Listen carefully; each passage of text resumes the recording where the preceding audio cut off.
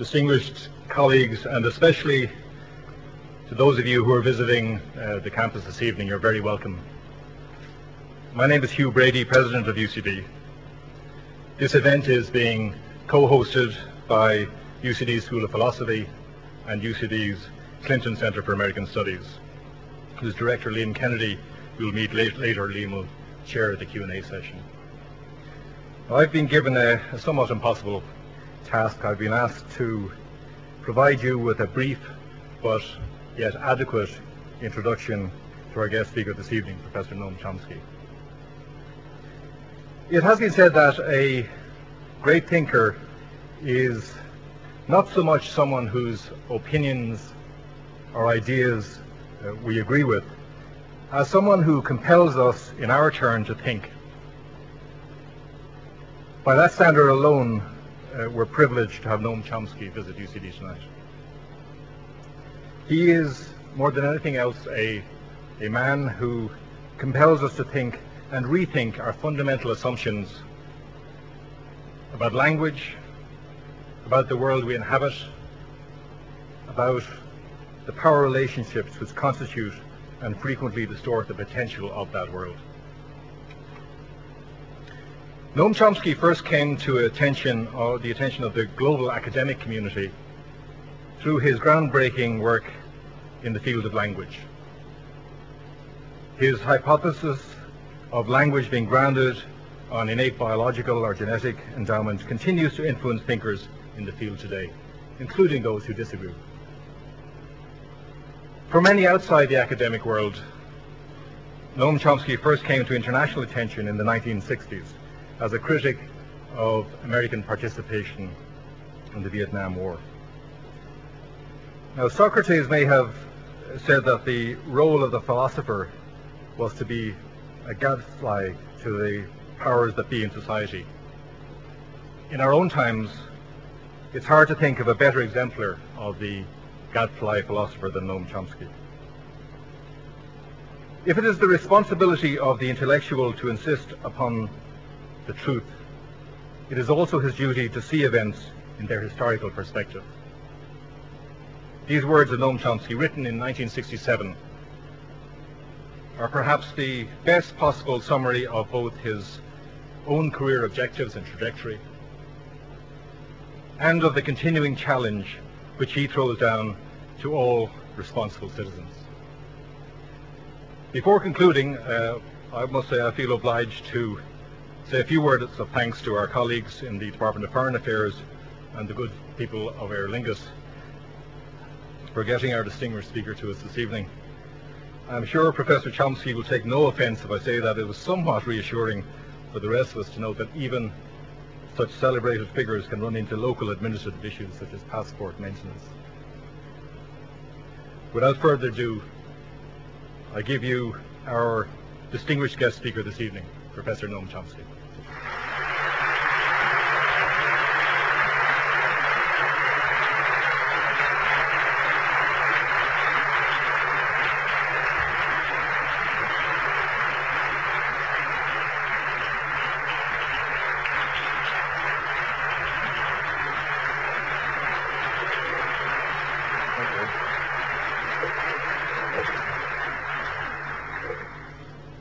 This is a vain attempt on the part of my wife to keep me honest, so I don't go on too long.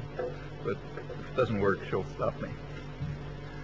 Well, I have to start, I guess, by thanking the government of Ireland for getting me through an impossible dilemma, which I suppose you know about, but miraculously I'm here, thanks to them and others.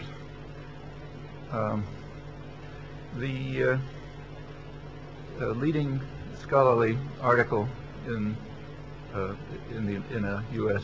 scholarly journal on what's called the roots of the Bush Doctrine, it's the title of the article, opens by saying that the promotion of democracy is central to the George W. Bush administration's prosecution of both the war on terrorism and the overall grand strategy. That statement is unsurprising. By the year 2005, it had reached the level of ritual. Sometimes, actually, it's given a broader sweep. So in Britain's leading journal of international affairs, the main article on the Bush Doctrine uses pretty much the same words, but adds that promoting democracy abroad has been a primary goal ever since Woodrow Wilson endowed U.S. foreign policy with a powerful idealist element, reaching particular salience under Ronald Reagan, and has been taken up with unprecedented forcefulness under George Bush #2. In journalism and commentary, this is taken to be the merest truism. It isn't asserted, it's just presupposed as the framework for discussion. Well, this description of the Bush Doctrine is obviously of quite considerable importance. It's adopted with near unanimity, and in that case, a rational person will seek the evidence on which it's based and ask how counter-evidence is dealt with. And actually the results of an inquiry like that tell us quite a lot about the state of democracy in the United States and the West quite generally. So to take an extreme example, if, say, statements like that appeared in the North Korean press, we wouldn't bother to look for evidence. The evidence is that the dear leader pronounced it, and therefore it's true. There's nothing else to say. In a democratic society, in contrast, one would expect rather serious efforts to present evidence to support a doctrine of great importance that's adopted with virtual unanimity and critical analysis of counter-evidence. And the inquiry into exactly how that has worked out is certainly worth undertaking, and I think the results are quite enlightening, at least for people who care about their own countries. Last January, as you know, Iraq held its first elections, and the elections were warmly welcomed by the government of Iran, that is.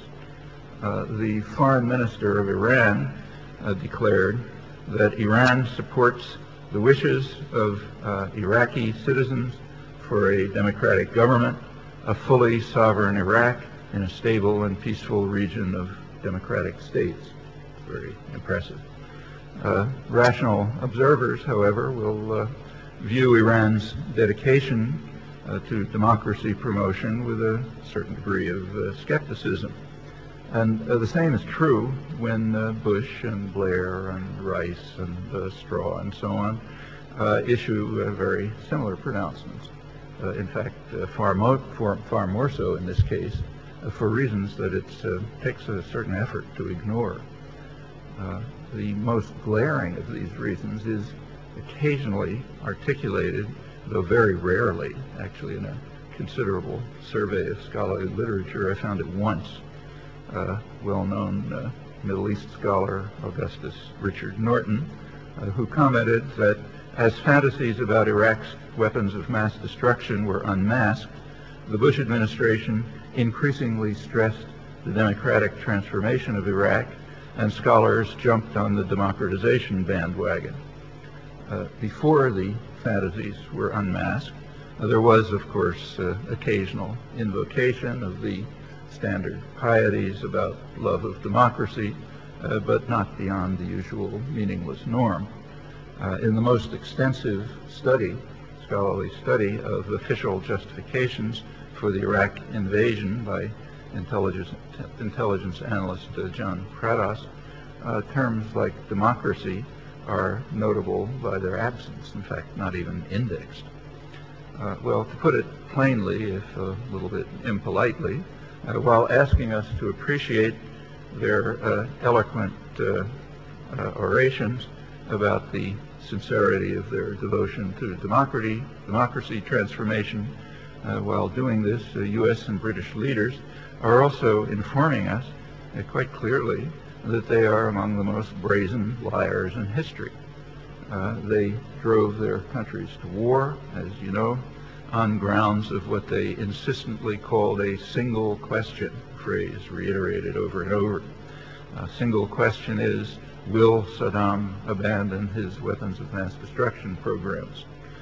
By August 2003, the tale was falling to pieces, and the press began to report, as New York Times, typical, that as the search for illegal weapons in Iraq continues without success, the Bush administration has moved to emphasize a different rationale for the war against Saddam Hussein, using Iraq as a linchpin to transform the Middle East, and others followed suit. Well, that certainly raises some questions about the significance of the dedication to democracy promotion. In fact, for rational people, that ends the discussion. It undermines the credibility of the different rationale. But that's only the bare beginning. Nonetheless, the new rationale became Holy Writ. The sincerity of our dear leader passed beyond challenge after the President's address at the 20th anniversary of the National Endowment of Democracy in November 2003. The single question by that time had been deeply buried. It was replaced by Bush's messianic mission to bring democracy to the Middle East, so that the President's Iraq venture may be the most idealistic war fought in modern times. That's quoting from the elite left liberal end of the spectrum. Elsewhere it's more effusive. With considerable effort, I have found only the rarest of exceptions to this stance in media and intellectual commentary and scholarship, although there are indeed critics. You can find critics. They warn that what they call the noble and generous vision of democracy transformation may be beyond our reach. It may be too costly. The beneficiaries may be too backwards, not yet ready for our benevolent effort to bring them democracy. And actually, evidence for that conclusion was provided just a few days after the President's revealed his messianic mission at the anniversary celebration. A Gallup poll in Baghdad gave respondents the opportunity to jump on the democratization bandwagon, but some failed to do so, 99%. Asked why they thought that the U.S. invaded Iraq, 1% felt that the goal was to bring democracy, 5% felt that the goal was to help Iraqis, and most of the rest assumed that the war was fought to take control of Iraq's enormous energy resources, oil, hydrocarbon resources, and to strengthen the U.S. position in the Middle East and to support Israeli interests. There's a term for that, a technical term for that in the West. It's called a conspiracy theory. Tony Blair has been particularly irate at any hint of such a heresy, and it's derided by rational Westerners who understand that Washington and London would have been just as dedicated to the liberation of Iraq if its exports happen to be fresh fruit, and the major energy resources of the world happen to be somewhere, say, in the South Pacific. That's what we must believe, unless we're in Baghdad or most of the rest of the world outside the civilized West. The problem, there is a problem of trying to explain to backward people how dedicated we are to their welfare. That's an old one, goes way back in the history of imperialism, hundreds of years, and it continues. Last September, I'm sure it was reported here, the White House sent a public relations specialist to the Middle East, Karen Hughes, to explain that they just don't understand our sincere dedication to their freedom and their welfare. She had a stump speech. It began with, "I'm a mom and I love kids." And then it went on to say how much we love you too. Well, it didn't work very well. It's called public diplomacy is the name for this. It didn't work very well. And the reasons were explained by the press, by the chief diplomatic correspondent of the New York Times, who followed her, accompanied her on her voyage. As he described it, I'll just quote him, Karen Hughes kept to concise sound bites rather than sustained arguments. And in the U.S., he said that works. The sound bites come from the president, they're amplified by the media, and if that fails to work, money can be poured into saturation advertising. By contrast, quoting still, in the lively and percussive environment of the Middle East, sound bites, media amplification, and saturation advertising don't seem to work. So these primitive people think that sustained arguments and debate and discussion are somehow components of democracy. And therefore, the task of democracy promotion is going to be quite difficult. As far as I can tell, these accounts have no touch of irony. Maybe I'm missing it. You read them and see. It looks to me as though the deterioration of democracy in the United States and the West generally is not only recognized, but in fact is lauded. Another problem that might concern us. Well, quite apart from the timing, faith in the miraculous conversion is a little difficult to sustain in the light of the behavior of the missionaries just moments before. So it's hard to recall any display of hatred and contempt for democracy, which is as clear as the old Europe, new Europe distinction that was announced by Donald Rumsfeld in the shortly before the invasion, and very eagerly picked up by the media and the political class. The criterion distinguishing old and new Europe was extremely sharp and clear. Old Europe, that's the bad guys, were the countries where the governments took the same positions as the very large majority of their populations. Whereas New Europe, the hope for democracy in the future, were the countries where the governments overruled even larger majorities of their population and took their orders from Crawford, Texas.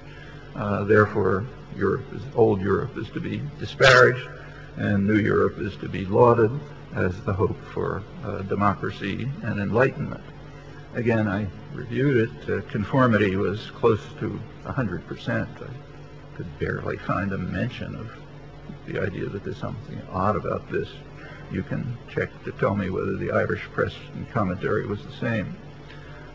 The most honored representative of New Europe was Spain's Prime Minister Aznar.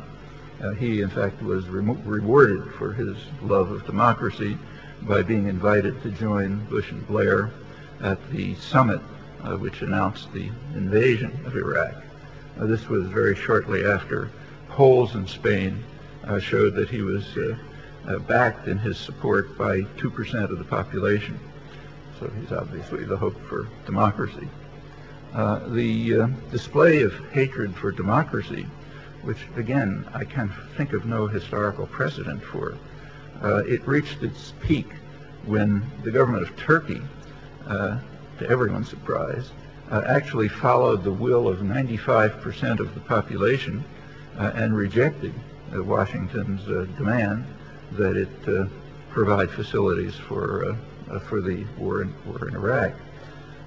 Colin Powell, who, as you know, is the official dove, was extremely angry. He announced harsh sanctions for this defection from good order. Turkey was bitterly condemned in the national press for lacking what were called democratic credentials. The most extreme position was taken by Paul Wolfowitz. He berated the Turkish military because they didn't compel the government to overrule 95% of the population and follow Washington's orders. Here are his words. He demanded that the military leaders apologize to the United States and say, we made a mistake. Let's figure out how we can be as helpful as possible to the Americans, they should say, demonstrating their understanding of democracy. Small wonder that he was designated idealist in chief of the administration. It's David Ignatius. He's a veteran correspondent of the Washington Post, former editor of the International Herald Tribune. Though Ignatius recognized that though in his idealist extremism, Wolfowitz might have some flaws, he said he might be too idealistic, so much so that his passion for the noble goals of the Iraq War might overwhelm the prudence and pragmatism that normally guide war planners.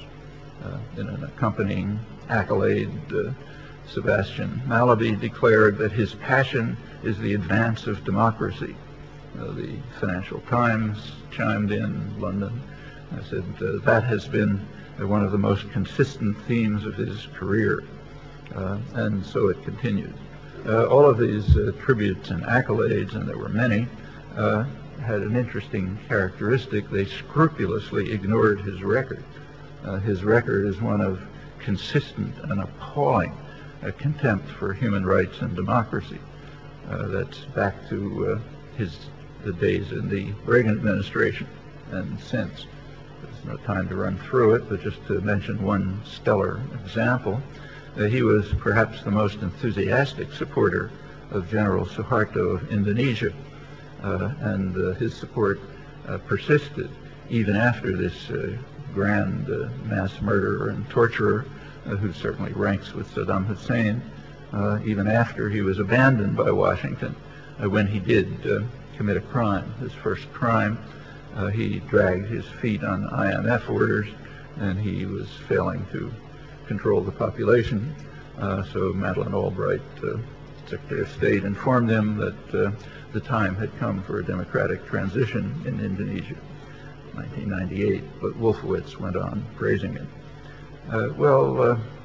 Bush and the company continued to pursue the messianic mission in their traditional domains.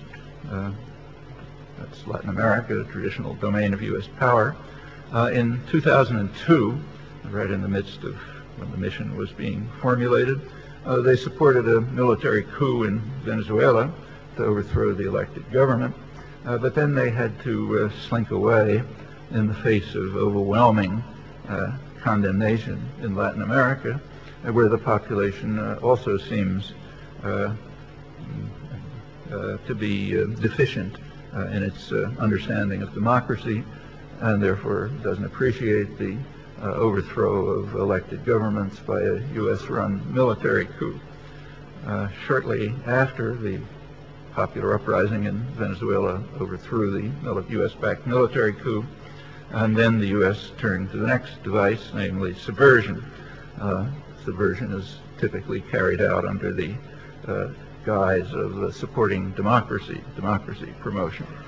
So just give one example. Last September, the United States decertified Venezuela for alleged non-cooperation with U.S. drug operations in the region. Carries various penalties. However, they didn't completely impose the penalties. I'm now quoting the press.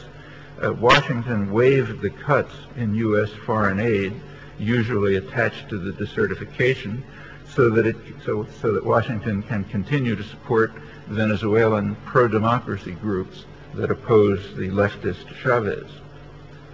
Well, that's an interesting comment.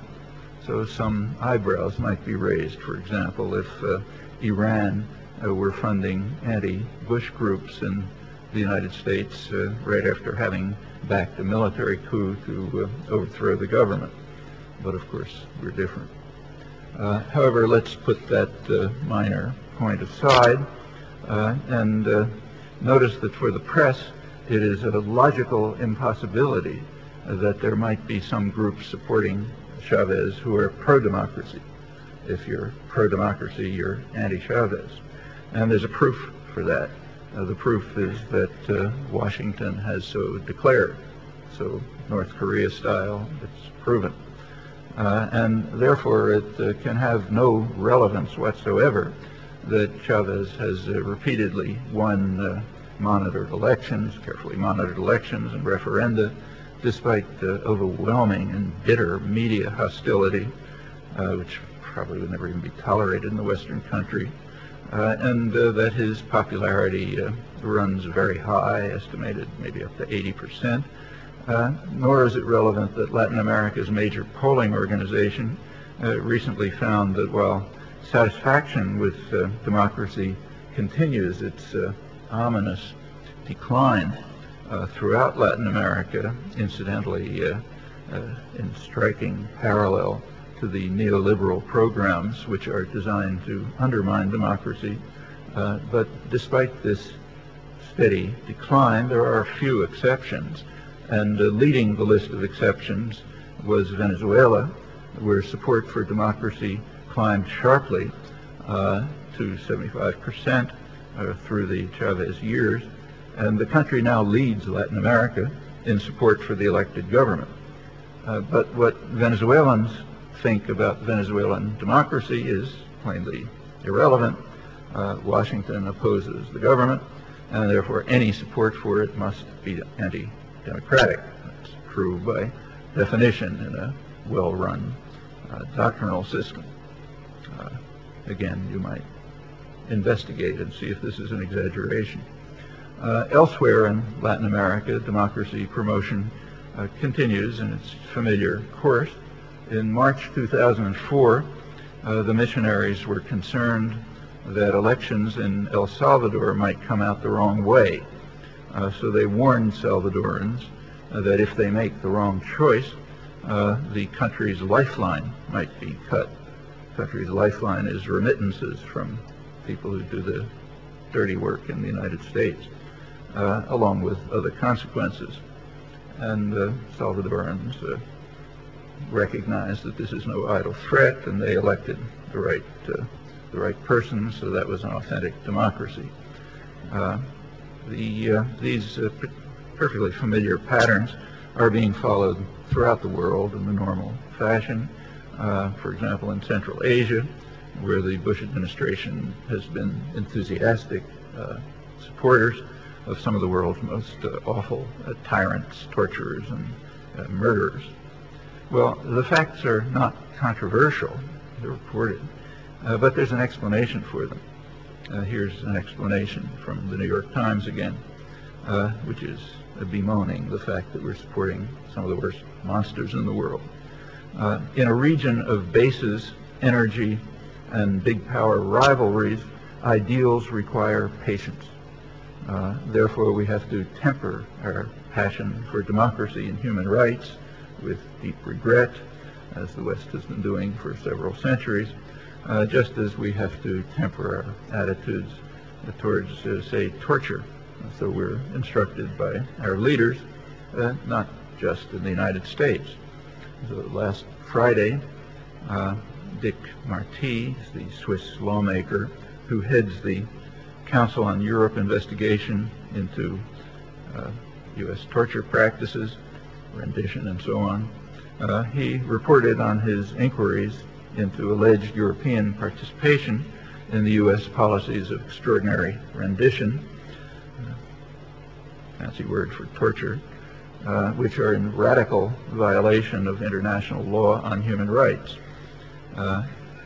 We can say, I'm quoting him, we can say without a doubt that these illegal activities of transporting and detaining prisoners were taking place in Europe, and that European countries have a fairly shocking attitude towards these criminal policies, not just Romania and Poland, to which European powers would prefer to limit attention, but elsewhere. And others may consider their own role and responsibility in that. Well, the strongest witnesses for the defense of the authenticity of the Messianic mission should be the leading scholars and activists who are the most enthusiastic advocates of democracy promotion. And by far the most prominent among them is the director of the Democracy and Rule of Law Project at the Carnegie Endowment for International Peace. His name is Thomas Carruthers, well-known scholar. He identifies himself as a neo-Reaganite, meaning he agrees with the British scholarship that Wilsonian idealism took on particular salience under Reagan's leadership. A year after the invasion of Iraq, just after the Messianic mission had replaced the single question, Carruthers published an interesting book reviewing the record of democracy promotion by the United States since the end of the Cold War, through the 90s into the early 21st century. Carruthers finds what he calls a strong line of continuity running through all administrations in the post-Cold War era, including Bush, number 2, namely, democracy is promoted by the United States if and only if it conforms to strategic and economic interests. He finds that all administrations are what he calls schizophrenic in this regard, with puzzling consistency and odd mental disorder that seems never to disappear. Carruthers also wrote the standard scholarly work on democracy promotion in Latin America during the Reagan years, when it took on particular salience. He's actually writing both as a scholar and also from an insider's perspective. In that case, he was in the State Department taking part in what were called democracy enhancement projects. Carruthers describes these policies as sincere, but a failure, and a systematic failure. He's an honest scholar, and he reports it. The systematic failure is that in the regions where U.S. influence was least, in South America, there actually was progress towards democracy, though the Reagan administration tried to impede it by supporting right-wing dictators and killers. Where, in contrast, where U.S. influence was greatest in the regions nearby, progress for democracy was least. And Carruthers gives the reason. The reason was that the United States would tolerate only top-down forms of democratic change that did not risk upsetting the traditional structures of power with which the United States has long been allied in quite undemocratic societies. So in short, the strong line of continuity and the strange schizophrenia goes back a decade earlier to the Reagan years, when the powerful idealist element in traditional U.S. policy gained particular salience, according to British scholarship. Nonetheless, the dedication of our leaders to the principle is beyond question, and today we must believe that Bush is dedicated to the messianic vision of creating a sovereign democratic Iraq and bringing democracy everywhere. In fact, the strong line of continuity goes back much farther. Democracy promotion has always been proclaimed as a guiding vision, but it isn't even controversial that the U.S. regularly has overthrown, as has Britain, parliamentary democracies, often supporting brutal tyrannies. Iran, Guatemala, Brazil, Chile, long list of others, no need to go through it. There were Cold War pretexts, but they regularly collapse on the slightest investigation. In his 2004 book, Carruthers predicted with regret that Washington's Iraq policies would extend the strong line of continuity. As he put it, he feared that they will likely exhibit similar contradictions between stated principles and political reality. And in fact, these predictions were being fulfilled as his book went to press. The occupation authorities, U.S. and British, worked assiduously to try to avert the threat of democracy, but they were compelled with great reluctance to abandon their plans to impose a constitution on Iraq and to prevent elections. There are very few competent observers who would disagree with the editors of the London Financial Times, quote them, that the reason the elections took place was the insistence of the Grand Ayatollah al-Sistani, who vetoed 3 schemes by the U.S.-led occupation authorities to shelve or dilute elections. The veteran Middle East correspondent Patrick Coburn adds that it was only when it became clear that the United States could not withstand a Shia uprising that elections turned out to have been an American goal all along. In reality, the elections were a triumph of mass nonviolent resistance, should be an aspiring model to the nonviolent movements in the West in their achievement. They did compel the occupying authorities to allow elections to take place, and of course once they were forced to take place they routinely took credit for them in a familiar way. Well, although compelled to tolerate elections by the mass nonviolent resistance movement, the occupying forces at once tried to subvert them. They had a candidate, Iyad Allawi. He was given every possible advantage, state resources, access to TV, support of the military occupation. He ran a distant third with maybe 14% of the vote. To ensure that elections would be truly free, the U.S. expelled the most important independent media from the country, obvious prerequisite for free elections, notably the Qatar-based station Al Jazeera, which is despised by the ruling tyrants in the region and by Washington because it's been the leading force for democratization in the Arab world, which alone makes its presence before elections in Iraq inappropriate. And the background actually tells us a good deal more about the Messianic mission. For years, high officials in the United States, Cheney, Rumsfeld, Powell, Rice, others, have been pressuring Qatar to curtail Al Jazeera's reporting. The U.S. bombed Al Jazeera's facilities in Kabul and Baghdad, killing a Jordanian correspondent there.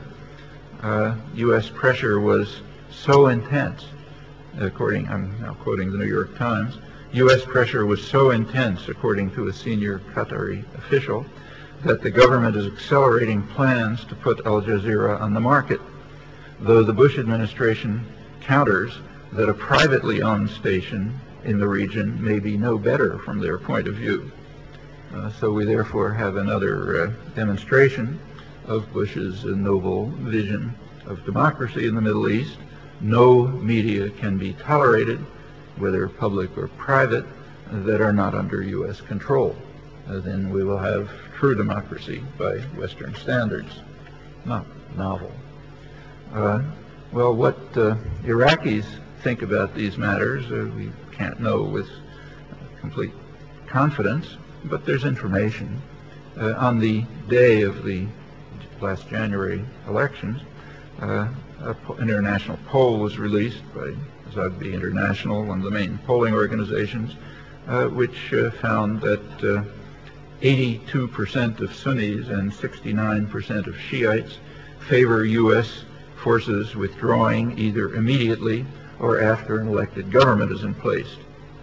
A poll last August by the British Ministry of Defense, secret but it was leaked to the British press, found that 82% of Iraqis are strongly opposed to the presence of coalition troops. Less than 1% believe the occupiers are responsible for any improvement in security, and for Iraq as a whole, 45% feel that attacks against the occupation forces are justified. That 80% figure was quietly confirmed in the regular analysis of the state of Iraq by the Brookings Institute in Washington last November. Well, very little information comes from the press. This is the first war in memory that can barely be reported. The occupiers have created such a catastrophe, extraordinary catastrophe, that journalists simply can't go anywhere. They're almost all confined to the fortified U.S. Green Zone in Baghdad. If they go out, they're usually surrounded by Marines and Abrams tanks. And it's obvious enough, there are few exceptions, like Patrick Coburn, but very few. It's obvious enough what this means for the population.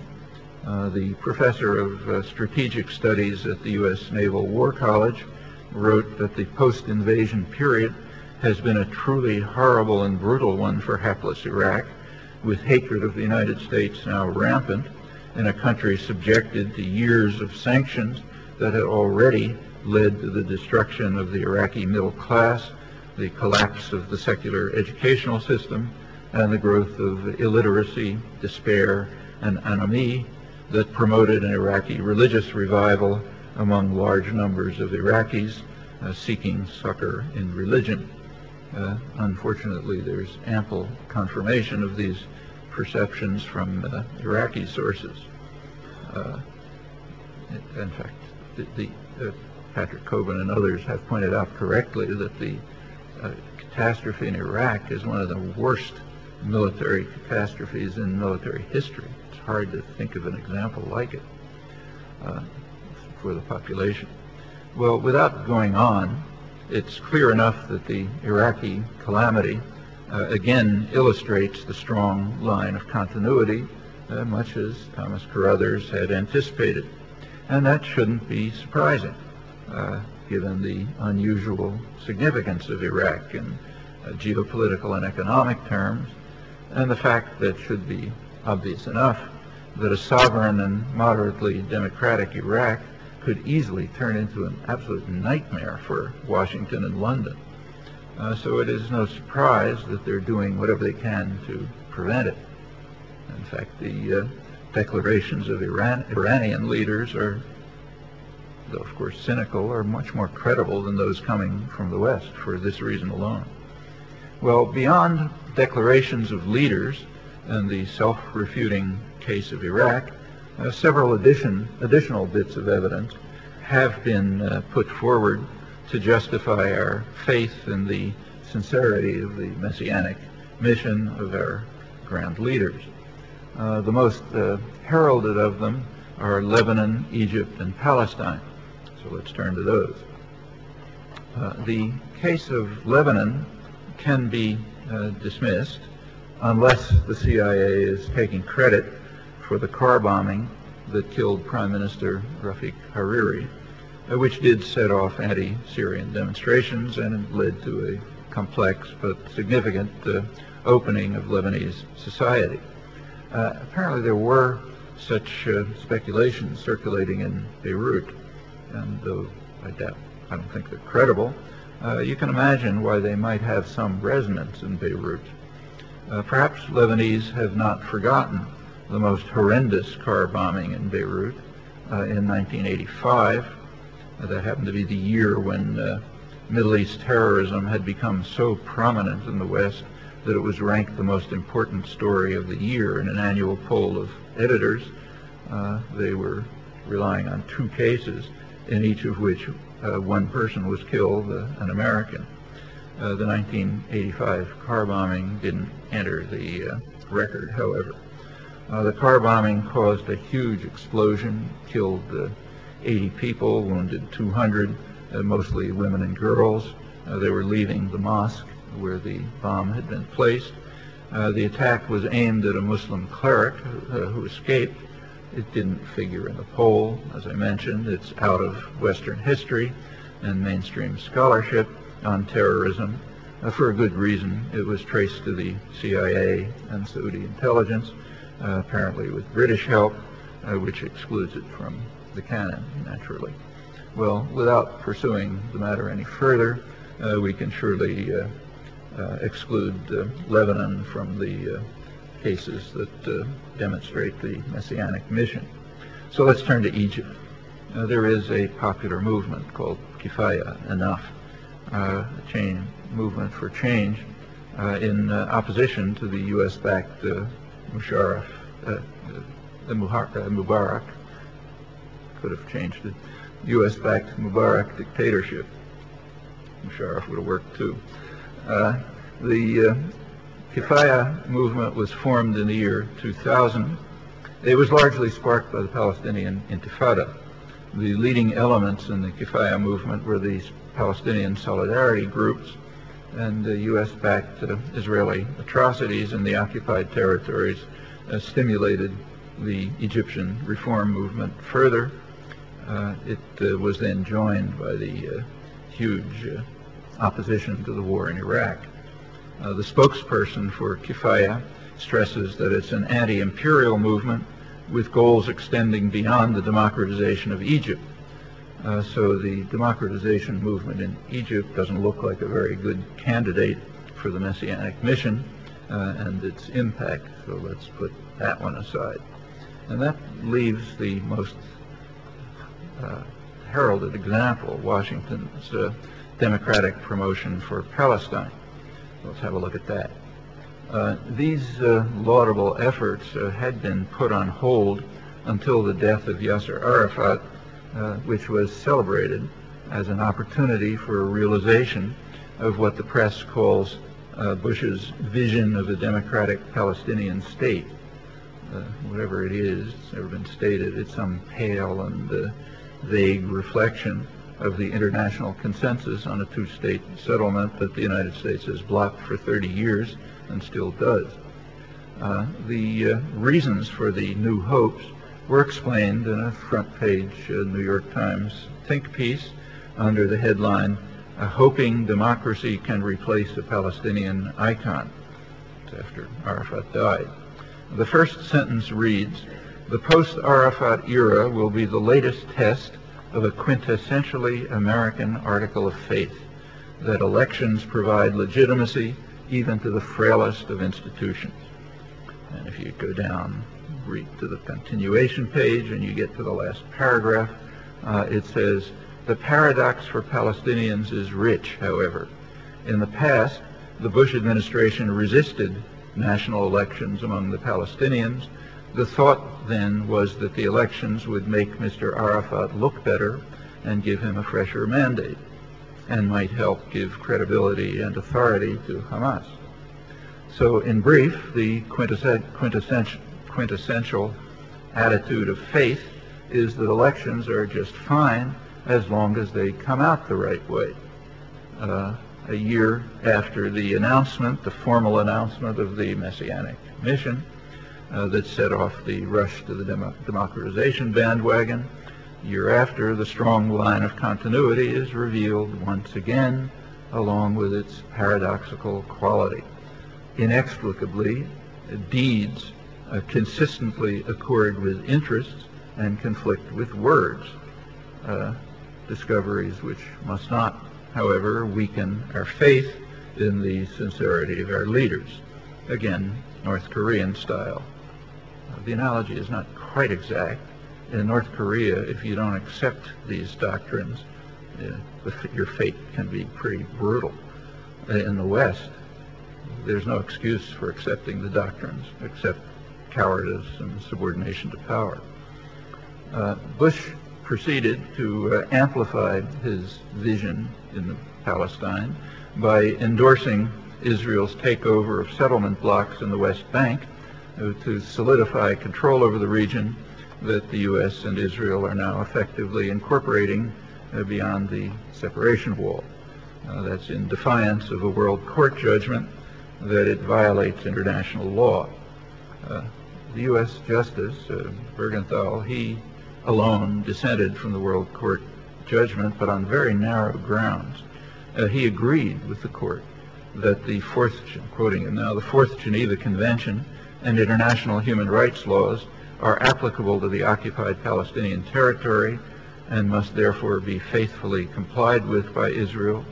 And since all Israeli settlements in the occupied territories are in violation of the convention, he went on to say, the segments of the wall being built by Israel to protect the settlements are ipso facto in violation of international humanitarian law. It's about 80% of the wall. The same holds for other U.S.-backed Israeli actions to take over valuable land and resources, leaving the region fragmented, all blatantly illegal, quite uncontroversially, including the U.S. Justice at the World Court. The human significance of the current Bush-Sharon programs becomes very clear if you take a look at the maps. I don't know about here, but in the United States, maps are scrupulously excluded from the media. They tell you too much. The basic plan consists of two salients extending from Israel through the West Bank. They create three virtually separated cantons, all of them virtually separated from whatever is to be left of East Jerusalem. It's the center of Palestinian commercial, cultural, and political life. These salients are to be incorporated within Israel, leaving the remaining fragments in Palestine isolated and unviable, with the expectation that the population will either leave or disappear from sight in something that will perhaps be called a state, with much self-congratulation in the West. Well, there's no time to review the diplomatic record of the 38 years of occupation, but it is so consistent and so extensively documented that it takes real dedication not to see or comprehend it. The record reveals that the United States has unilaterally barred an overwhelming international consensus on a two-state political settlement, and still does, more forcefully now than before, now that it is guided by the President's inspiring vision. There has in fact been one departure in this consistent rejectionism. That was in late January 2001. That's the last month of Clinton's administration.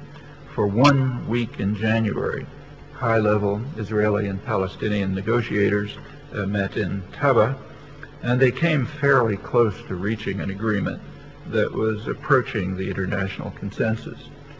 Israel called off the negotiations 4 days early, so that their final outcome can only be guessed. Nevertheless, negotiations, and the formal negotiations were not resumed, but they did continue unofficially at a fairly high level, leading to the announcement of the Geneva Accord in December of 2002. It was welcomed by most of the world, dismissed by Washington, hence the press, and rejected by Israel. So that's the end of that. The centerpiece of the Bush-Sharon programs for takeover of the West Bank is presented as a Gaza disengagement plan, which is supposed to offer new hopes for peace. The motives for disengagement are not obscure. Sane U.S.-Israeli rejectionists surely wanted Israel's illegal settlements removed from Gaza, which had been turned into a complete disaster area under the occupation. There were a few thousand Jewish settlers taking much of the land and the very scarce resources, and protected by a large part of the Israeli army. It's far more reasonable for U.S.-Israeli goals to leave Gaza as the largest and most overcrowded prison in the world, as Israeli human rights groups describe it, in which Palestinians can rot, largely cut off from contact with the outside by land, sea, or air, and with very few means of sustenance.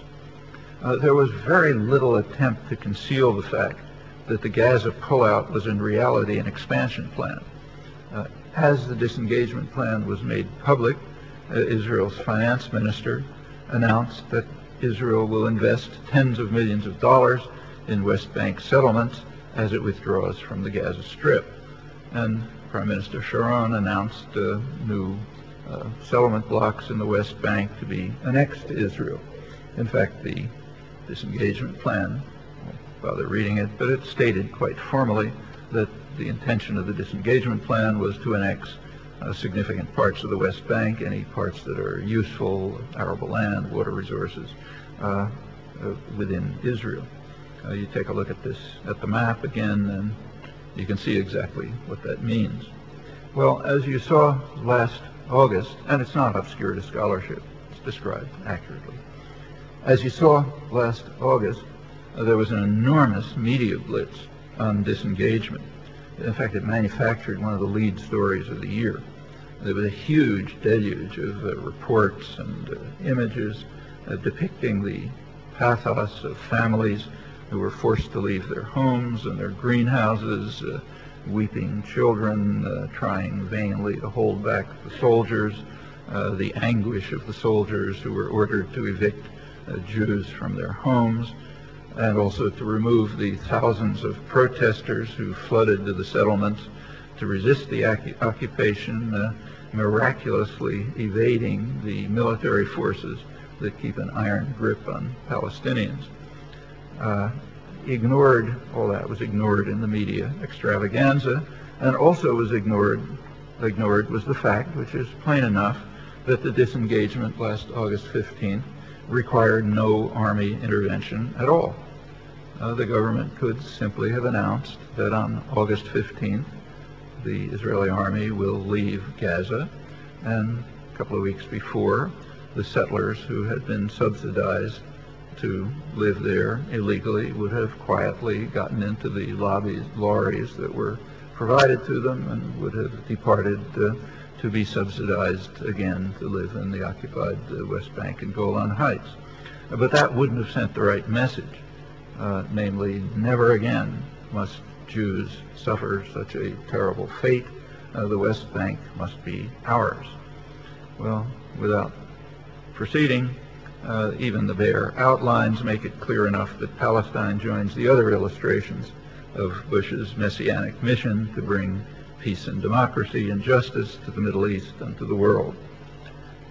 The persistence of the strong line of continuity to the present reveals, again, that the United States is very much like other powerful states.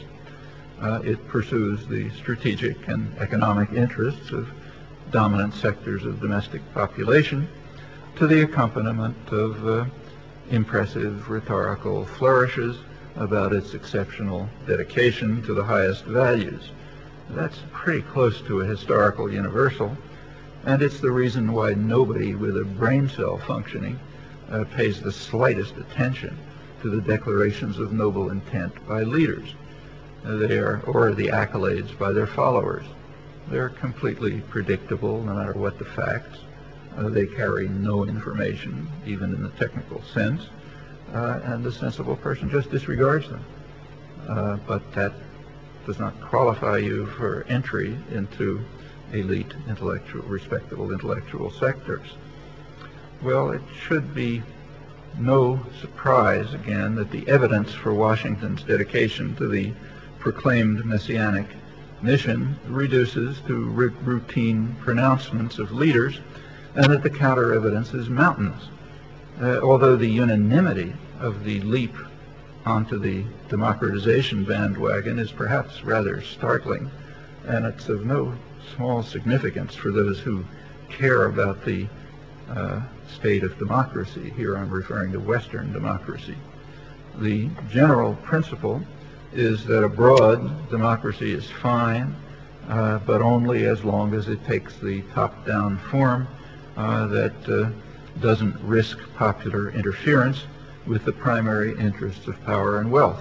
And in fact, much the same doctrine holds internally. It's a topic of very great importance for Americans, of course, just as similar questions are important to you and everyone else in the West. The way the problems are dealt with in the United States, however, has much broader significance because of its extraordinary influence and power. No time to go into that matter in any detail here, but I'd like to end with a few words about the topic because it provides some simple and quite useful ideas as to how to approach the grave problems that confront all of us.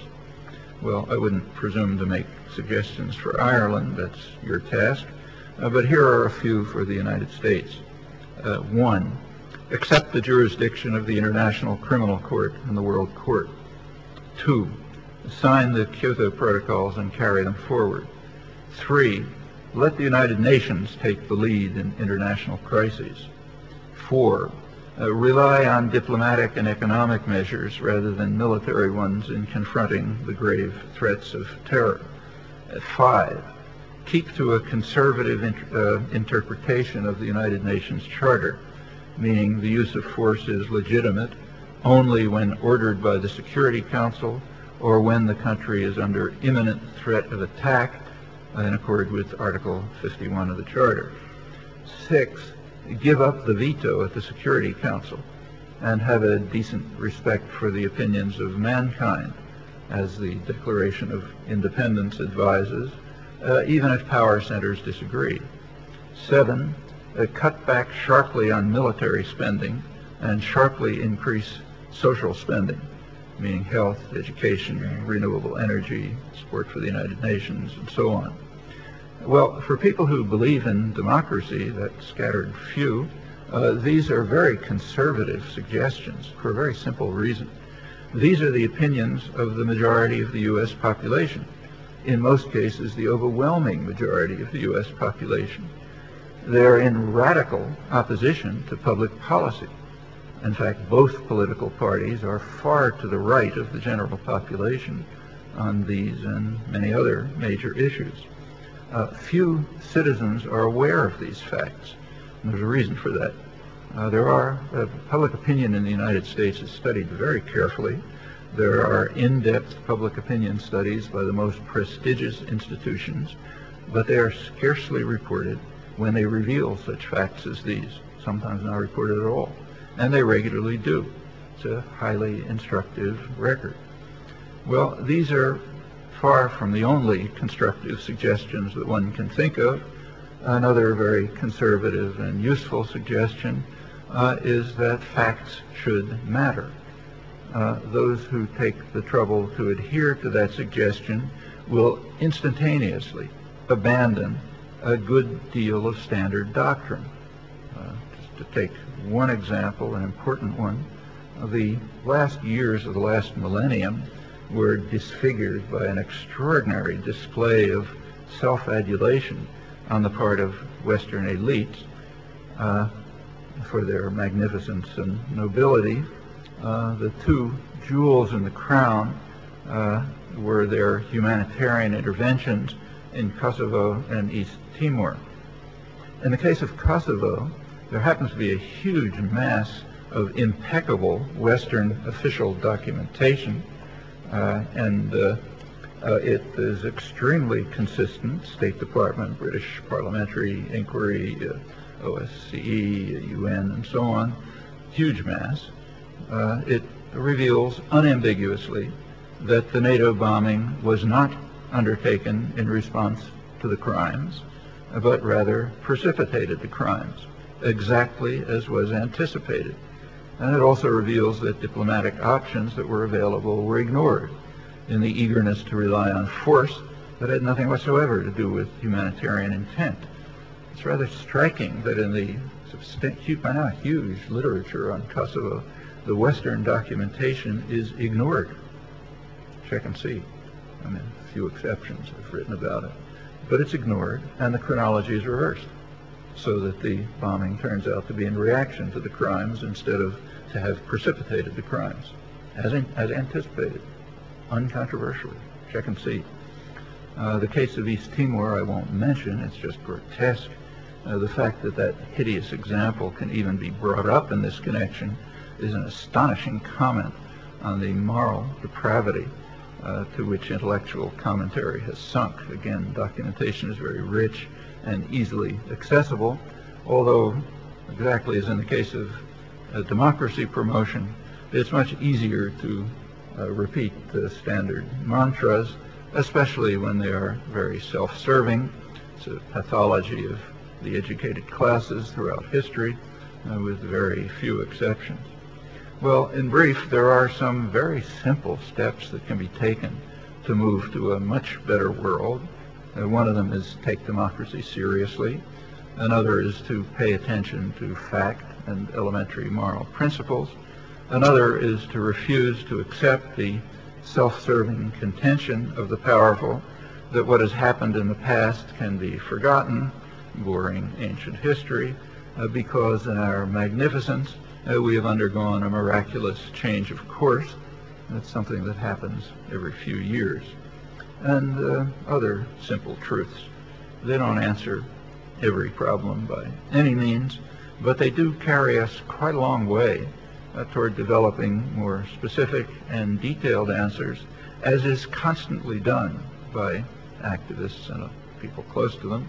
And much more important, they open the way to implementing such proposals. These are opportunities that are readily within our grasp if we can free ourselves from the shackles of doctrine and imposed illusions. Almost made it.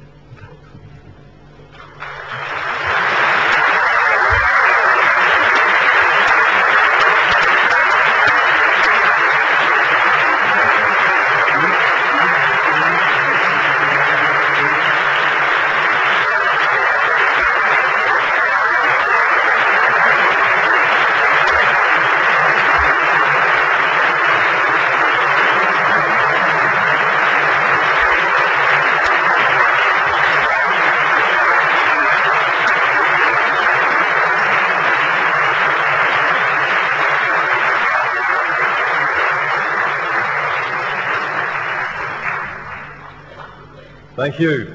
I thank Noam for his wonderful, clear, wide-ranging commentary on U.S. democracy promotion and on its messianic mission.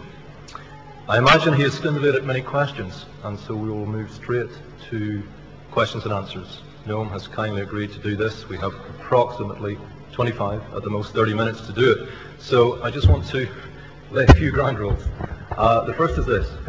We are working with, I think, one central microphone. Am I correct? One central microphone. What we are going to do, we're going to ask you to please form a queue, those of you who have a question, to form a queue in front of our friend with the microphone. And I also ask you to please ask one question each, in the fairness that I hope many, many more people will then have the opportunity to ask a question. I would also ask you to please ask a question, not present a statement or a speech, and if you can, stick to 2 minutes in doing so, at the very utmost. Okay. Would you please welcome Noam Chomsky back to the podium?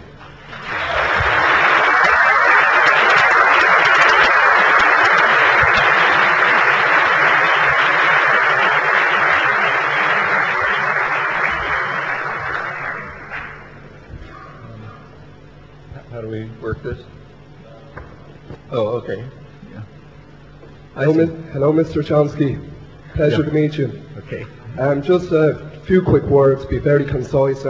Your thoughts on democracy, I feel, are very relevant when one looks at the current conditions of democracy at its major socio-economic institution. There has been some unrest, which has resulted in an industrial action from staff and several public protests from the students, calling for more transparency and accountability in the structures of UCD-SU administration. With this, we have had increasing onus placed on OECD and MAG reports, which would be that of a corporate thinking, that of a right-wing corporate thinking, I like to stress. Just in general, how do you think us as major shareholders, I include staff and students, fight and get democracy back into our institution, which I may add has a major influence in the sphere of civil society? Thanks very much.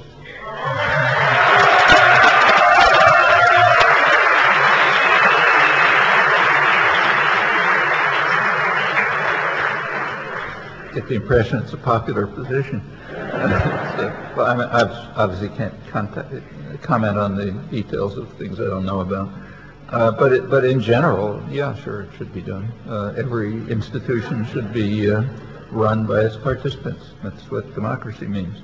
That's why democracy has always meant, anyone who cared about it, workers' control of production, participant control of every other institution, democratic control of communities, interacting with one another. That's democracy. Should hold for universities.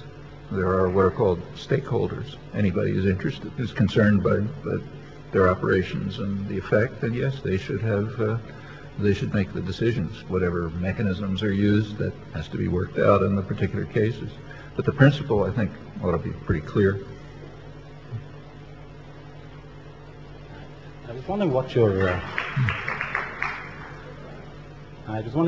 analysis is of the more recent events with the nuclear program in Iran, and is this just simply saber rattling, or is this preparing the public mind for the next war in the region? And I find it hard to believe that this administration would take on another war, but then again, maybe they have achieved their objectives in this war, which is the devastation and control of Iraq, and maybe that would be sufficient for the next phase of the next war and so on.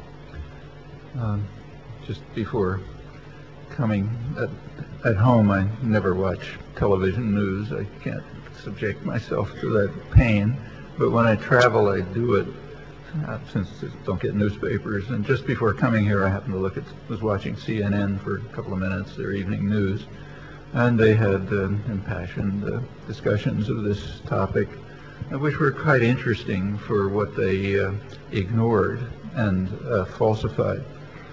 So, for example, there was a segment, about 6:30 or so, maybe you saw it, on the precedent for bombing of Iranian nuclear facilities. The precedent was Israel's bombing of the Osirak reactor in Iraq in 1981. And the commentator opened by saying it was certain that this bombing stopped Iraq's nuclear weapons program. And then they went on to interview various Israeli commanders and pilots who had participated in it. One of the omissions is that they did not interview the chair of Harvard University's physics department, a specialist on nuclear energy and nuclear weapons production. He happened to investigate the Osirak reactor immediately after the bombing, and he published a report on it in the most prestigious international scientific weekly, Nature, so nobody could have missed it. And in the report, he said that he had investigated the reactor, and it simply was not designed to be able to produce nuclear weapons. It was designed to produce nuclear energy. That conclusion was then confirmed by Iraqi defectors in later years, nuclear scientists who had been compelled by Saddam to work on nuclear weapons, and they made the same points. They wrote memoirs, articles saying, yes, after the Israeli bombing, Saddam ordered them to start a nuclear weapons program, and for pretty clear reasons. If you're going to be bombed, you need a deterrent. As far as anybody knows, that's what happened in 1981, but is not the required story. The required story is the one that you're hearing day after day, okay? And it could very well be the same in Iran. Now, there are many, no sane person wants Iran to have nuclear weapons. We can agree with that.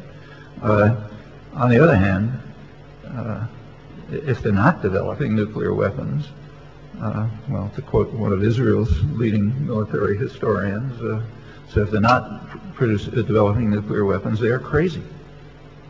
Simply look at the conditions in which they live. They're surrounded on both sides by a hostile, violent nuclear power.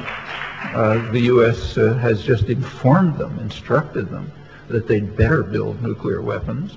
The invasion of Iraq was understood everywhere outside the civilized West, and even among strategic analysts in the West, as simply telling people, if you want to protect yourselves from attack, you better have a deterrent. And there are only two deterrents, nuclear weapons and terror. So therefore, as anticipated, the invasion of Iraq has led to proliferation of nuclear weapons proliferation and sharp increase in terror, as anticipated, and is logical. So if you want to stop, this is quite apart from the fact that they're also threatened by the regional nuclear power. Israel, a small country, but it's an offshoot of the United States, which means it has a huge military force, has air and armored forces greater than any NATO power, larger and technologically more advanced. And the U.S. has just in the last couple of years made it very clear to Iran that they better develop a nuclear deterrent. The last couple of years, the United States has been sending Israel over 100 of its most advanced jet bombers, which are publicly advertised as very publicly as being capable of flying to Iran and returning. They're also providing them with what they call secret special weaponry. Nobody knows what that is, but it's designed for the ears of Iranian intelligence. So they'll assume the worst, have to make a worst case analysis. So the U.S. is basically telling them, you had better develop nuclear weapons or you're in trouble. And maybe they're doing it, maybe not. As far as we know, what they are doing happens to be within the framework of the Non-Proliferation Treaty. Not only that, but the actions they are now carrying out are those that the United States wanted them to carry out and helped them carry out up until 1979. Up until 1979, when Iran was ruled by the vicious dictator that the U.S. and Britain installed in 1953 when they destroyed the Iranian parliamentary system. Up until then, the United States was encouraging Iran to develop nuclear energy. In fact, my own university, MIT, had programs, surely with government support, probably government initiative, to bring over Iranian engineers, train them in the nuclear energy development, and send them back to Iran. It caused a huge scandal on campus. Students were overwhelmingly opposed. This relates to the last question. Students were about 80% opposed, but it sort of was rammed through by the administration and the faculty. Well, that was before the overthrow of the Shah. Now the very same programs are being condemned. And in fact, here I think they probably should be condemned. Production of fissionable material that can be used for nuclear weapons should be under international control. That, in fact, is virtually a necessity for human survival. And there are proposals as to how to do it, but they're dead in the water because the U.S. won't allow them. There was a major vote in the United Nations on this last November, which was not reported in the United States, and I'm willing to make a bet it wasn't reported here, but you can tell me. Probably the most important vote in the history of the United Nations, November 2004, on what's called a fissile material cutoff treaty, a treaty that would ban production of weapons-grade fissionable materials or place them under some international supervision. The vote on that was 147 to 1. You can guess which one.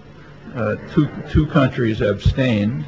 One of them is Israel, which reflexively has to go along with the United States, and the other was Britain. The British ambassador explained his vote at the United Nations. Should have been headlines all over the British press and the world press. He said Britain agreed with the ban, but this particular formulation of it, he said, was too divisive. It divided the world 147 to 1. So therefore, Britain was compelled to go along with the one. I could go on, but these are the real issues. Yes, we don't want Iran to have nuclear weapons, and there's a way to reduce the probability. One, stop compelling them to have nuclear weapons by threatening them, by making it very clear you're going to attack them, and by telling credible lies about what happened with the Iraq reactor, and in every possible way making them somehow feel they have to get nuclear weapons or they'll be destroyed. That's one thing you could do. The other is to take the Non-Proliferation Treaty seriously. The worst violators are the nuclear powers. Far in the head and the lead is the United States. And yes, that should be taken seriously. In fact, the fate of the species depends on it in this case. It's not a mild, we'll talk about this in a couple of days at another talk, but this is not a small point. Yeah, that can be done. And there are constructive, serious proposals for it, but they cannot be carried out as long as the United States and Britain block them. Okay, that's crucial. A lot of crazy things going on in Iran and so on, but they're terrible, and it's easy and makes you feel good to focus on how awful the other guy is. Well, it's helpful occasionally to think about oneself. Yeah, there's a lot we can do to prevent this. Is the United States going to attack? I kind of doubt it. One reason is that it's a well-known principle, understood by everyone from schoolyard bullies to mafia dons, that you don't attack anybody who can fight back. You only attack people who are defenseless. Everybody understands this. So Iraq you could attack. It was totally defenseless, destroyed by sanctions, no military and so on. But Iran is not such a simple matter. They have, you can't invade, an invasion would be out of the question. And they have deterrent capacity, not just missiles, but other things. For example, they could cause enormous, the U.S. is having unbelievable problems in Iraq, and Iran could make them a lot worse. The Shiite regions of Iraq are very closely connected to Shiite Iran. A lot of the clerics come from there, the militias that are mostly running the south, some of them come from there. If Iran wants to disrupt what's going on in Iraq, they have plenty of ways of doing it, and a lot more that they can do. I'll talk about this later, so I won't go into it now. But Iran's just too dangerous to attack, and so I don't think they're going to do it. Furthermore, if you are going to attack a country, you don't announce it very loudly for 3 years in advance so that they can get ready for it, disperse their facilities, and so on. It would make a lot of sense. So my guess is, we don't have any, your guess is as good as mine, but my guess is that the saber rattling is for a different purpose. It's to try to intimidate Europeans, which turns out to be extremely easy. Intimidate Europeans so they'll pull out of their investments in Iran. And they've already started to do it, like British Petroleum and some German companies and others. And that'll help isolate Iran more. And also it may drive, and I presume this is the purpose, it may drive the Iranian leadership to harsher measures. Well, that's bad for Iranian reformers, but it's good for the United States. Because if they impose harsher measures, there'll be more dissidents and tumult and so on. And that may help with what are pretty sure must be U.S. programs, probably British as well, ongoing right now to try to carry out subversion in Iran, break it up, stir up ethnic animosities, and there's a lot of ways of making Iran very difficult to control. And if that can be done, maybe Iran can be weakened enough so that the Western powers would be willing to attack. I guess that's the goal, but it seems kind of unlikely that they'd be crazy enough to carry out bombing. Could I maybe interject at this point, because we do have many people sorry. wanting to ask questions, and while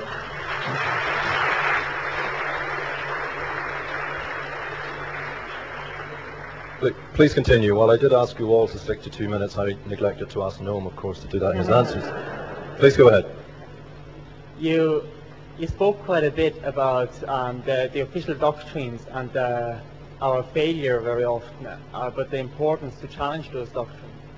And a few times I think you compared the West to North Korea, but then you also threw in the contention that in North Korea, one's faith for actually taking them on would be pretty bleak, while in the West there is, there could be a little excuse for that other than cowardice. But I'm just wondering, isn't it a case that, especially in recent times, that the West, all the administrations in the West almost have taken on a war on public dissent and have all but criminalized public dissent with legislations like the Patriot Act in the United States, anti-terrorist legislation in Europe, we have the Public Order Act here, that's consistently being used to criminalize trade union pickets, political protests, and so on. And I'm just wondering, do you have any kind of advice of how to go around this or take this on? Ignore it. Let it really. I've been facing it all my life. I'm not going to give you the details. I might have well ended up in jail and so on. But compared with what people deal with everywhere in the world, the kind of repression that we face is just minuscule. Yeah, it exists, but And it's deplorable, and we should get rid of it. Governments shouldn't have the capacity to control, but we're just so lucky as compared with the rest of the world that it doesn't make sense to pay attention. Shall we move on? Hi, just before I start, I'm an activist with the anti-war movement, so I completely agree with your thesis about imperial domination being opposed to democracy. Latin America is probably the best example, where because the US is tied up in Iraq, actually you've seen quite a flowering of democracy or opening. And I suppose that you've seen the torture scandals. And one of the big things that's reignited the debate around the war in Europe and in Ireland in particular is the issue of the torture flights, which I think continues on from things like Abu Ghraib and that. But the main point, or the main question I want to ask you is around people power, because 3 years ago people marched on the streets on February the 15th, the biggest demonstration the world had ever seen before a war had started, unprecedented. But one of the questions people had coming out of that is the governments didn't listen. Now, I actually think they did listen, and they've been, the echoes of that demonstration have been, if you look at the crisis of Blair, you can also see it with Bush. But in December, I was a delegate to an international peace conference in London, which had US, Iraqi, and people from Britain, obviously. But from that, there was a call for another international demonstration on March the 18th. So I'd just like to hear what you think about, do mass demonstrations work, and would you endorse the call for people to come out in the March the 18th demonstration in Dublin? Yeah, I mean, you know, whether demonstrations, this goes way back, you know, forever. Demonstrations are not a point of principle, they're a tactic. And the question is it a good tactic? You know, so with a tactic, you ask what its consequences are going to be. Well, you know, these tactics, if they're well done, do have influence, dual influence. For one thing, you know, governments, power systems can't ignore them. They may pretend they don't ignore them, but that's not true. In fact, I mentioned one striking example in Iraq. The mass demonstrations in Iraq simply could not be ignored by the U.S. and Britain, and they had to tolerate elections, you know, gritting their teeth. And the same is true of demonstrations in the West, and it can continue. But there's another significance to demonstrations, and I think that's the really important one. They inspire the activists, the people concerned, to go on and do the important work, which isn't showing up, you know, every year or two for a demonstration, but working constantly. If you want change, if you want serious change, it's not going to come by instant gratification. You got to work on it constantly. That's a lesson which has been forgotten in the privileged societies, but it's well known elsewhere, and it's well known in our own history. You want to achieve something like, you know, women's rights, labor rights, voting rights, you know, decent health care, whatever it may be, end of war, you're going to have to work on it day after day, locally, regionally, all sorts of connected activities. And the demonstrations can be a way of kind of inspiring that work to continue. But if demonstrations are understood as something that you do when there's a call and then you go back to living your life, yeah, they'll be pretty much vacuous. This feeling that, I mean, whatever you think about the old Communist Party, think about it, whatever you like.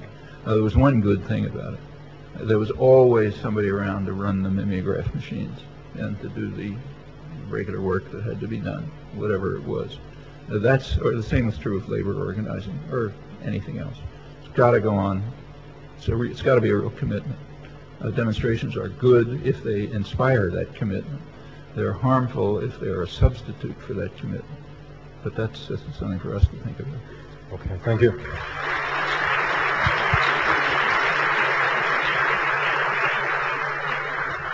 It just struck me when you were talking, Professor Chomsky, that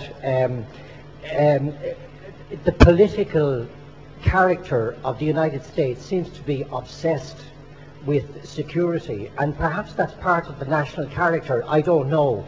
And maybe coupled with the fact that not that many Americans actually travel outside the United States, a lot of people don't really have an understanding of different cultures, particularly the military, you know, when they go to different countries. And I just wonder how that has happened, since the United States is built, you know, at least very significantly on immigrant populations.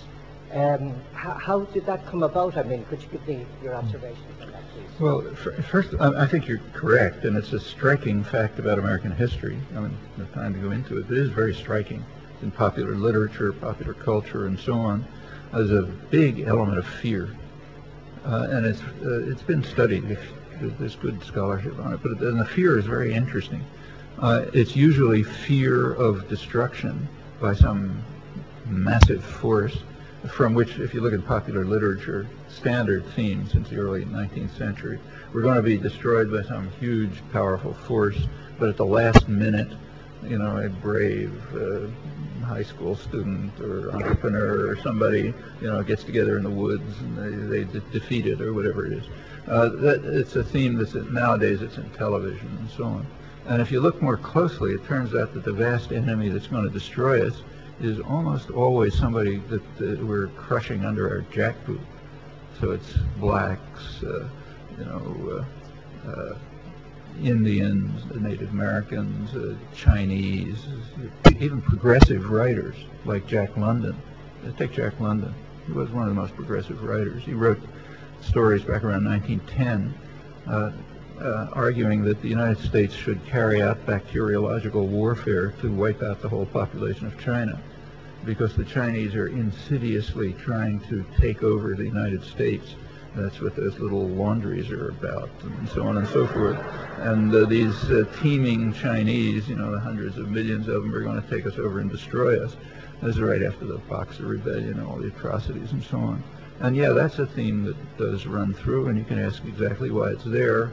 And partly, I think, your point about the insularity of the United States has to do with it. It's a very insular country. Like, most people don't know where France is. You know, I mean, I can give you example after example. In fact, one interesting effect of 9/11, contrary to what's often reported, is that it made the country less insular. There was a significant, it led a lot of people to start thinking about the U.S. role in the world. And it was educational, you know, horrible atrocity, but the effect was to open people's minds. And now there's much more concern. That's one of the reasons why there was a huge demonstration. But yeah, that's true. On the other hand, one also shouldn't exaggerate it. This fear is very carefully engendered. There are huge propaganda efforts to try to frighten people. And the more aggressive the country gets, the more it is consciously frightened. So, you know, during the Reagan years, this famous salience of democracy promotion, there was just immense propaganda to terrify people. I mean, it's kind of comical if you look at it, but it was having an effect. It started off by fear about Libyans. Libyan hitmen were wandering around Washington planning to assassinate our leader, who was holed up in the White House surrounded by tanks, and miraculously he escaped. Then the United States was under threat of attack from the nutmeg capital of the world, Grenada. The British were building an air base, and then maybe the Russians would locate it on a map and, you know, destroy us. We had to invade Grenada. Then, you may have forgotten, but in 1985, the brave cowboy in the White House declared a national emergency in the United States because of the threat to the security of the United States posed by the government of Nicaragua. Now, you don't know whether to laugh or cry. You know. And he went on to give speeches, passionate speeches, about how Nicaraguan army was only 2 days away from Harlingen, Texas, and the hordes were going to take us over, and everyone was supposed to tremble. Are you frightened of Arab terrorists? I mean, you know, the tourist industry in Europe collapsed repeatedly through the 80s when Americans were afraid to go to Europe because there might be some Arab terrorist hiding behind a lamppost in Paris or something. And it was the same domestically. The Reagan administration particularly had people terrified of crime, of drugs, you know, of welfare mothers driving in Cadillacs to the welfare, you know, pick up your hard-earned money and so on. And you got to do that sort of thing when you're smashing people in the face. This is a period in which the American population has really suffered. Can't go into it now, but it's the worst period in American economic history since 1980 to the present for the large majority of the population, and it continues. And when that's going on, yeah, you have to do something. And one of the ways to control people is frighten them. It's going on right now. I mean, the Bush administration, when it was the invasion of Iraq was pretty much announced in September 2002, and it was accompanied by a huge government media propaganda campaign. You know, next time we hear from Saddam Hussein, it'll be a mushroom cloud over New York, Condoleezza Rice, and on and on. And within a couple of weeks, the American population was driven off the international spectrum. You know, everyone hated Saddam. The United States is the only place where they feared him. Like even in the countries that he invaded, you know, Kuwait, Iran, people hated him, but they weren't afraid of him. I mean, what was he going to do? You know? But in the United States, they genuinely feared him, and that continues. And it's stimulated. On the other hand, you know, the idea that the U.S. should lash out by force is not held by the population. That's elite. Liberal elites as well. I gave some of the figures before, but just to finish it, the U.S. a large majority of the U.S. population, since about April 2003, right after the invasion, have taken the position that the United Nations ought to be responsible for, take over responsibility for security, economic reconstruction, political change in Iraq, and the U.S. should be subsidiary. That's been the public position since April 2003. Nowhere, you know, doesn't even come up in public, in intellectual commentary, journals, media, and so on. The political parties, you know, don't even talk about it. Another comment about American democracy. In Spain, you may recall, in March 2004, the population voted out the government, and what they actually called for was not withdrawal of Spanish troops from Iraq, but withdrawal of Spanish troops unless they were under UN supervision. Okay, well, they were bitterly attacked in the United States and Britain for cowardice and appeasement, and you know, not standing up to terror and so on. I couldn't find one comment anywhere that said that the Spanish voters were taking the position of the large majority of Americans.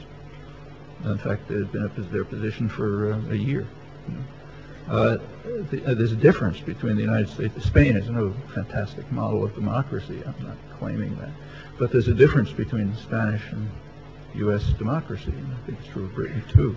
In Spain, people knew what public opinion was. In the United States, they didn't. And in Spain, you could vote on the issue. In the United States, you can't. Okay, those are important things, and they have to do with the fear. You know, the fear is partly engendered, partly it's just not true. It's elite attitudes which turn into policy, but the public doesn't like them. Okay. No, I'm going to interject again. I'm sorry, but we're very short in time.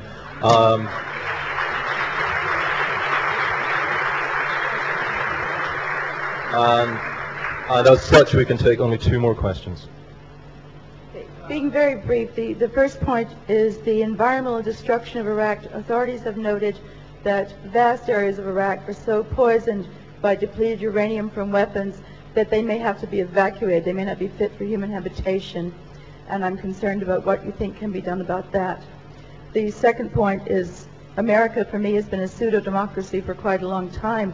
I think the southern states should have been allowed to secede, and the world would have been much better off. But given where we are now, that 80% of Americans want something that their government doesn't want, the 2 political parties don't even take an anti-war position, and Americans are working. Before the war, city councils all over America voted against the war. This vast opposition is there. It's building. The main obstacle seems to be people's awareness of what other people's opposition actually is in America. And I know there's some ways that some states are trying to connect, let's say with Venezuela to get oil. They're trying to make linkages with other countries as states. And I'm wondering, do you think that more autonomous state activity is a way that we can actually overcome this Bush dynasty? Or what other ways can we do? Propose to change it? All of those, first of all, we should remember, let me say again, one of the easiest things to do is to blame the other guy for his faults. You know, makes you feel good, and so on and so forth. Most of the problems you mentioned are problems all over Europe, sometimes worse, you know. But they're real. They're real, you know. And what can you do about it? Yeah, the kind of things you're mentioning. In fact, they are going on all over. And the point we have to stress: the United States is a very it's insular and it's atomized. People don't know about it, don't know each other. I spend an awful lot of time giving talks all over the place. There's usually huge mobs, and they're usually done for some activist group that organizes it. And part of the point of the talk is that people in the same place will meet each other, literally. Find out that, you know, we're not the only ones doing this in our little corner of the town. There's somebody else in the other corner of the town who's also doing it. And yeah, that has to be done. And you know, there have been in the past ways of doing this, like unions. I mean, unions were not only important for working people and granting them rights, but they also enabled poor people to join together and in solidarity. You know, that's after all what unions are about, solidarity, joining together to become a force that can change policy. And part of the hysterical opposition to unions on the part of, you know, Thatcher, Reagan, and so on, and business all the time, is to try to undermine democracy. They are just a democratizing force, and they do overcome. They're one of the best ways of overcoming this. It's why we live in more decent societies than we did 100 years ago. They're very weak, and there are big efforts to destroy them. The political parties barely function. There aren't participatory parties. Just elect a candidate producing organizations, essentially. So that means other measures have to be found. There's a good reason why so much of activism in the United States is church-based. You know, when I give talks in the United States, it's mostly at churches. And a lot of the things that go on are based in the churches. One reason is the churches exist. You know, they're one of the last institutions that actually exist. So therefore, yes, things are based in them. And others have to be constructed. And the kinds of things you're talking about are quite real. Actually, this business with the oil is comical. It's almost comical. I mean, it's in my own city, Boston. There are a lot of poor, you know, it's a rich country, but there are a lot of very poor people, like Ireland, and they just can't get by. And with oil heating, it's cold in Boston over the winter. With heating prices going up, they just can't pay them.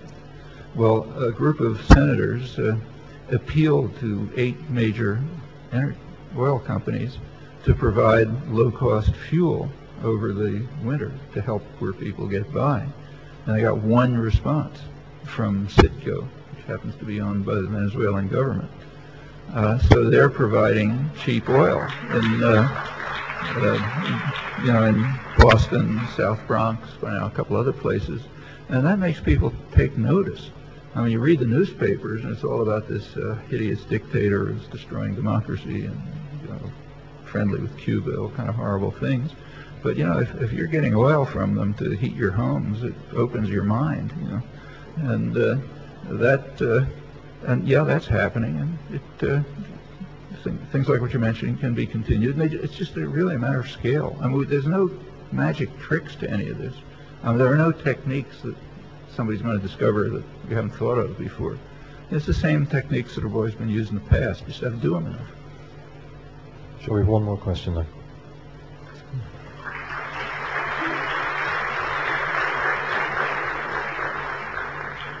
My question's about so-called Western elites. And the question is, to what extent is the corporate media, such as The Guardian, the Irish Times, Irish Independent, complicit in Iraq's illegal war as a result of its inaccurate portrayal of the case for war and the continuing conflict? Well, I don't read the Irish press enough to make a comment on it, and you know, even the British press I sort of read sporadically, so I really don't like to comment on it. I mean, that's for you to decide. But I can make a guess. The U.S. press, and I don't think it's different elsewhere as far as, in fact, in the continent it's often worse, German press and French press. But the war in Iraq is described in the manner that some high school newspaper would describe the local sports team.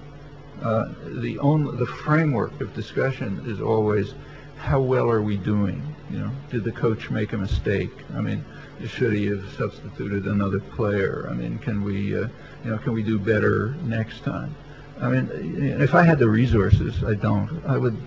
Somebody should go through the Russian press during the invasion of Afghanistan, and I bet it would be exactly the same. You know, all about the torment of the Russian soldiers. They're facing these jihadi terrorists, and they're trying to bring democracy and freedom, and but they're not doing well because, you know, can we do it better, and so on and so forth. I mean, that I have never seen virtually never seen a departure from that framework in the Western press. It's kind of the way, it's the way the most totalitarian states describe their own atrocities. Within that framework, you do get some criticism, but the framework itself is so totally distorted, you know, that you really can't comment on it. And that's true in case after case. I mentioned the CNN on Iraq today. I'll mention another one. They had a pitiful story about what's going on in northwest Pakistan, you know, where millions of people are facing death and hideous conditions over the winter, and a couple of reporters, you know, bravely went up there just to see what it's like. And I was talking about how far they are from any doctors and how awful it is and so on. What can we do about it? Well, here's something we could do. According to the Pakistani government, maybe they're lying, but according to the Pakistani government, there are a lot of doctors up there from Cuba. Cuba apparently sent a lot of doctors, which they do all over the world. And they're not like the doctors who come from the West. They go live in hideous conditions. They live with poor people. They live up in the mountains. There's a lot of places. So one thing we could do to help Pakistan, assuming the Pakistani government isn't lying, you know, is to help Cuba do something that Western powers won't do, namely help people. You know, help people in real distress. That would be something we could do. But could that even be mentioned? You tell me whether it's mentioned in the Irish press. I can guess. But it's the kind of thing you just can't mention. And case after case is like that. The framework of discussion is so skewed that even extremely good reporting, and it does exist, is within a framework that just is imposing serious misimpressions. Kind of like, you know, reporting, go back to the high school football team. The high school newspaper may be reporting accurately what's going on with the sports team, but you know, the whole, you can't discuss it. I mean, that's not the way to describe events. So sure, they're part of it, and you should, in the United States, there's extensive analysis of media. Very careful and well-documented media critique. There's some in Britain, very little anywhere else. I don't know if there is in Ireland, but it's useful. You learn a lot from it. Okay. Thank you. We will have to end it there.